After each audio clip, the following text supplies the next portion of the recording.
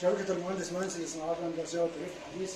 النهارده بنقدم لكم ماكينة عصر بذور واستخلاص الزيوت زي كده، زي عندنا زي زي السمسم. السمسم اللي هو ايه، مش المستوي، السمسم الني.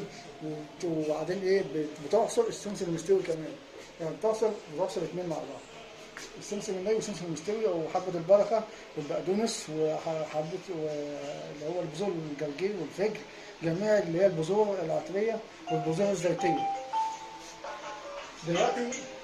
دلوقتي عندنا زي كده عاملين تجربه زي زيت السمسم جوه ده، بعد ما احنا عصرناه على الماكينه اللي هي عصر بذور واستخلاص الزيوت منها، موديل 811.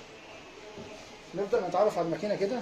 الماكينه من سلستين عالي الجوده، اللي هو زي كده ممتاز، كهرباء 220 كده. كهرباء البيت عادي ممكن تحطها في بيتك، في محل، على مكتب. وبعدين خفيفه الوزن، قويه في الاداء، سريعه في الاداء كمان. وبعدين نيجي ندوس على زر الباور. ده القشر بتاع السمسم المعصور، بعد ما اتعصر منه ده القشر بتاعه. وهنا فتحة للزيت، زيت السمسم، فتحة زيت السمسم اللي بينزل منه. دي زيت السمسم اللي بينزل ايه من الماكينة. وعندي هنا المصفى دي لتنقية الزيت. ماكينة عصر بذور واستخراج الزيوت منها، موديل 811. ماكينة سريعة في الأداء. وبعدين بتجيب البذور اللي انت بتجيبها وبتتعصر قدامك غير ما بتجيبها من السوق.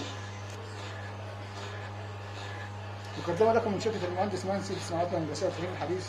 كان معكم فاضل السيد محمد صلاح.